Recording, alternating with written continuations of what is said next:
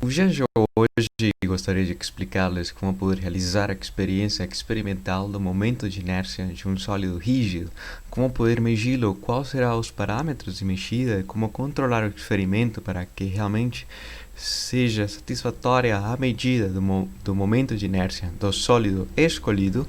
E do sólido escolhido poderia ser qualquer sólido que seja, mas o importante é que role livremente e que possa descer sem deslizar ao longo de um plano inclinado, com uma inclinação bem pequena, bem baixa essa inclinação, nada íngreme, simplesmente um desnível em relação a um ponto bem pequeno, uma maior distância por percorrer em relação a essa mudança de altura.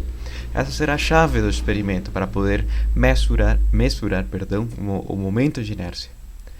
A montagem experimental que usei foi uma mesa, uma escrivaninha, e com essa fita crepe fiz umas marcações de 5 em 5 centímetros até 115 centímetros. Mas o importante é pelo menos fazer as medições da posição.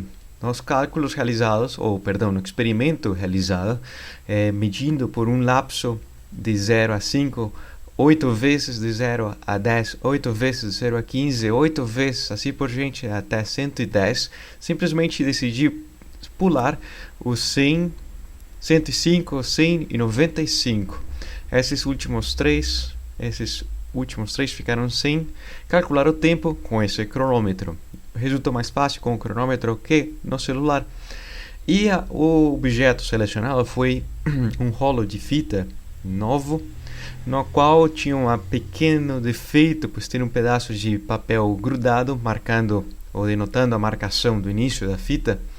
Mas o importante é pelo menos fazer o experimento, seja de 10 em 10 centímetros ou de 15 em 15 centímetros, os dados suficientes para poder representar o comportamento da sua posição em função do tempo.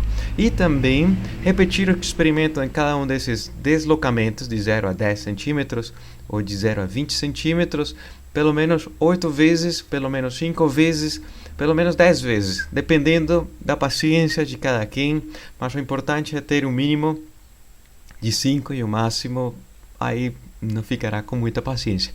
Pelo menos 5 dados temporais para um deslocamento de 0 a 10. Por quê? Porque com esses dados, com 5 vezes esses dados, você poderá fazer uma média nesse primeiro deslocamento, nesse segundo deslocamento e nesse terceiro. Assumi 8, sendo um valor intermediário entre 5 e 10. O objeto em si tem uma massa, mensurada com uma balança eletrônica de casa, uma massa de 100 gramas, exatamente, fechou, ou seja, 0,100 quilogramas. Talvez foi desenhado os rolos para que tenham essa massa específica, muito característica para seu transporte, talvez foi por esse propósito que seja 100 fechado. Segundo a balança, cuja precisão mínima são as gramas, e sempre marcava 100, 100, 100. Ou seja que poderia dizer-se experimentalmente que 100 mais ou menos 1 grama, pois não se conhece com mais precisão esse instrumento de medida da massa. O raio, eu medi com uma trena, o raio externo desse rolo de fita de 9,4 centímetros. Mas 4 são milímetros e a menor medida possível para ser realizada com uma trena ou com uma régua são milímetros, portanto poderia variar mais ou menos 1 milímetro. Poderia ser 9,5 ou 9,3. Tudo depende do erro fornecido, o erro instrumental do aparelho de medida. O raio interno dessa fita é de 7,6 centímetros. Com essas informações e analisando a inclinação da mesa, se observam tem umas borrachas, mas uma foto mais de lateral mostra que a diferença de altura é bem pequena, um par de borrachas comuns, onde a diferença de altura ou a espessura das borrachas, supondo que não sejam comprimíveis ou não fazendo esforço algum sobre a mesa, ninguém ficando sobre a mesa, então desprezando qualquer deformação dessas borrachas, a sua espessura das borrachas é de 1,1 cm, implicando que a mesa entre suas patas tem uma distância de 1 metro com 15 centímetros e uma diferença de altura mínima. bem pequena, 1,1 centímetro. Com essa informação, trigonometricamente e geometricamente, sabendo que ambas informações são perpendiculares entre si, poder-se determinar o seno desse ângulo específico. E há de duas formas como poder determinar o seno desse ângulo. Poderia ser pela definição ou poderia ser mediante o conhecimento do ângulo. Para, independente das duas, lhes deixarei a liberdade de usá-las, mas pelo menos obtém-se, nos cálculos anteriores, que o momento de inércia dependerá do peso do objeto, a massa desse objeto vezes a gravidade, o raio externo do objeto que está rolando sem deslizar, ao quadrado, o seno da inclinação desse plano inclinado, e perdão pela redundância, mas o seno da sua inclinação, a aceleração obtida experimentalmente desse objeto, a aceleração linear que esse objeto ao rolar apresentará, menos um termo associado à sua massa com a distância do rolamento até o seu centro de massa ao quadrado. Tínhamos discutido que esse elemento está associado com o deslocamento ou com a rotação instantânea do ponto de contato, supondo que esse fosse o ponto de contato com a superfície, até o seu centro de massa. Uma rotação fora do centro de massa, mas é instantânea. É uma interpretação possível, plausível. O experimento em si aconteceu da seguinte forma.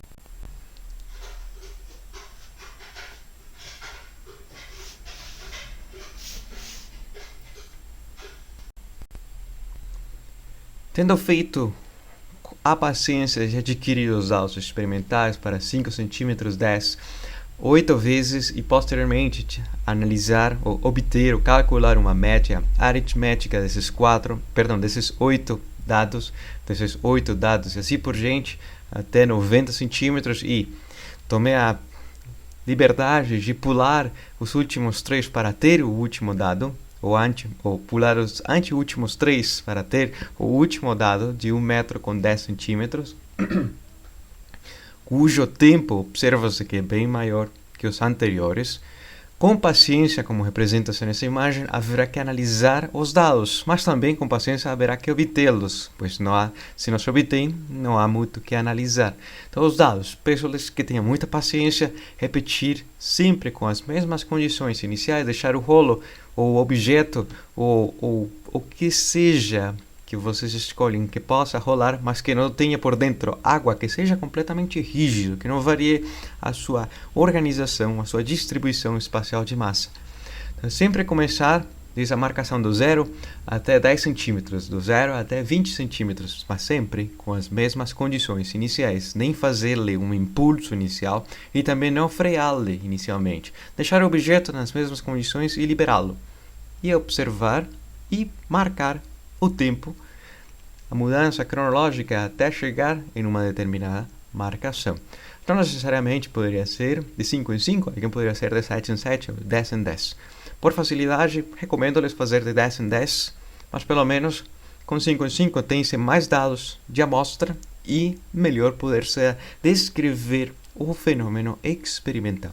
Se alguém deseja fazê-lo em 5 em 5, poderá fazê-lo. É muito interessante, muito rico a descrição do fenômeno físico. Mas como fazê-la, a descrição? Para a descrição, recomendo-lhe 2 ferramentas.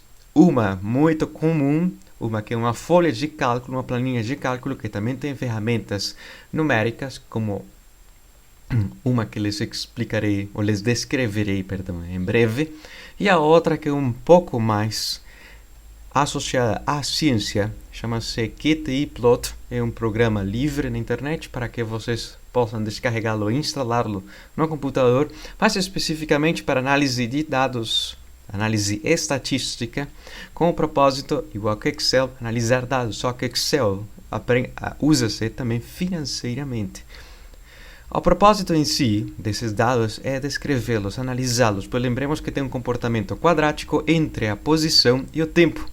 Ou seja, que haverá que ter os dados experimentais, essa dispersão de pontos, e ajustar esses dados, ou fazer um processo de regressão polinomial, onde o polinômio nesse caso específico, dependerá da ordem do tempo, e a ordem do tempo é a segunda potência, portanto, um polinômio de grau 2, o máximo valor possível, para descrever a curva, ou para associar os pontos a uma curva que melhor ajuste-se a esses dados experimentais. É um processo automático. Se alguém deseja aprender a fazê-lo numericamente, pelo menos usem uma linguagem de programação, leia na teoria da dispersão como poder fazer as 4 regressões existentes, a linear, a polineal, a logarítmica e a exponencial. São simplesmente 4. E as outras são uma mistura dessas por segmentos de dados. Mas nesse caso, um comportamento puramente polinomial, um polinômio de segunda ordem, onde o coeficiente, como se observa aqui, de calcular o coeficiente do termo associado à segunda ordem, representa fisicamente a metade da gravidade, como tínhamos escrito, a metade da aceleração, como tinha sido escrito anteriormente mediante a cinemática, um meio da aceleração vezes o tempo ao quadrado. E o gráfico da posição em função do tempo, esse fator que denota a concavidade da curva, está associado com a metade da aceleração. Simplesmente multiplicando-a por 2, obtém-se a aceleração que o objeto apresentou experimentalmente, cujo gráfico experimental obtido mediante o processo de todos os dados, de todas as médias temporais, para cada deslocamento de 5, de 10, de 15, de 20 centímetros, e assim por diante, pulando esses 3 últimos para 1,10 metro, todos os dados temporais e experimentais, a posição, também erros visuais. Nesse momento, eu oprimi o botão e faltava 1 milímetro para que seja 10 centímetros, ou passei-me por 1 milímetro dos 10 centímetros, são todos os erros possíveis experimentais. Por isso que, quanto mais dados do mesmo processo repetitivo, melhor estatisticamente amortece-se, diminui-se o erro, embora esse erro diminua com a raiz do número de elementos presentes, ou seja que raiz de 10 e raiz de 100 dados não amortece muito, mas pelo menos amortece. Essa é a ideia da experiência, repetir várias experiências em si e poder analisar os dados, ou seja que essa curva ajustada, segundo o programa que usei, mas les deixo para usar qualquer dos dois, e esse daqui é específico, QTplot, específico para análise de dados científicos ou experimentais e não financeiros, mas também poderia usar-se para dados financeiros, pois na base, enfim, a matemática continua sendo a essência da descrição dos dados, e a estatística também. Obtém-se que o coeficiente associado ao termo a segunda potência, 2 vezes a aceleração experimental, há 2 valores possíveis que o programa fornece, dependendo do ajuste. Um valor específico, mais ou menos um erro numérico associado a essa curva de ajuste. Uma aceleração obtida de 3,05 potência 10, vezes 10 a potência menos 2, muito pequena, acelerou bem baixo, metros por segundo ao quadrado, e uma segunda aceleração um pouco maior. Ou seja, estaria a aceleração experimental entre esses 2 valores. Qual dos dois? Não sei, podemos assumir a média entre ambos, ou simplesmente fazer a descrição do cálculo do momento de inércia mediante esses 2 valores. Um acelerou maior, e outro um acelerou menor, e o segundo acelerou maior. Ou seja, se acelerou maior, significa que tem menos momentos de inércia.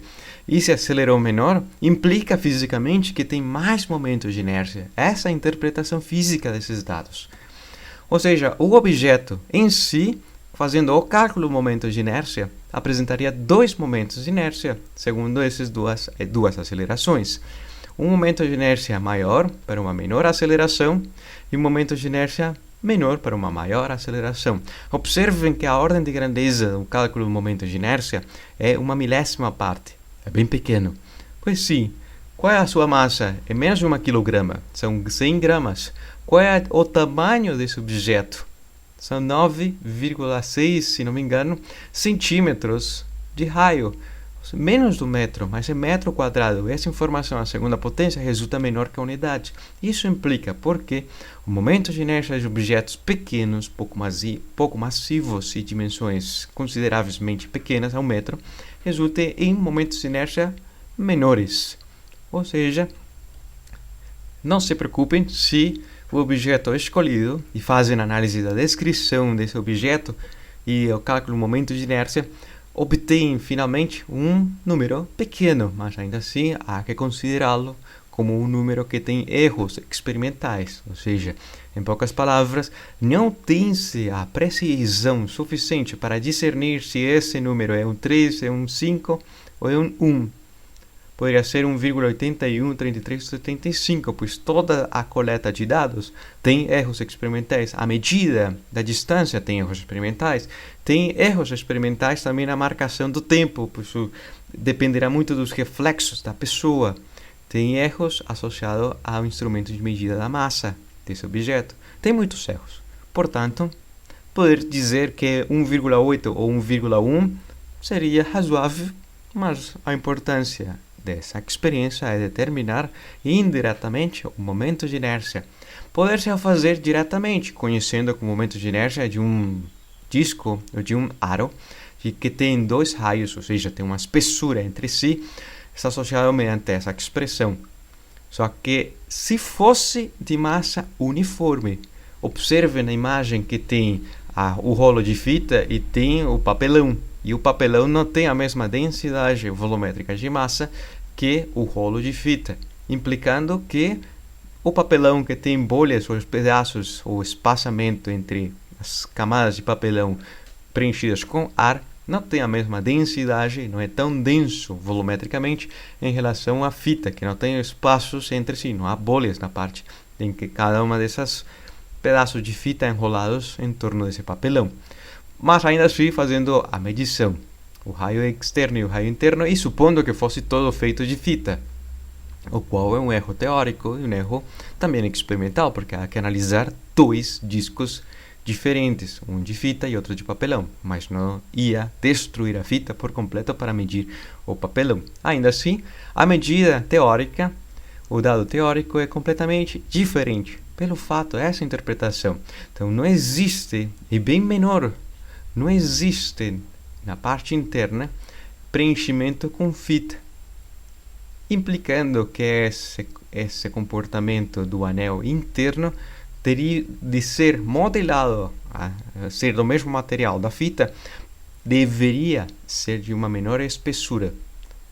Mas são erros teóricos, são erros experimentais, que na teoria deveria ser esse valor, mas de fato não está constituído pelo mesmo material. Se me faço entender, espero ajudá-los com o processo experimental. Tenha muita paciência e qualquer dúvida estarei a ser solícito. E nos veremos numa outra. Até mais.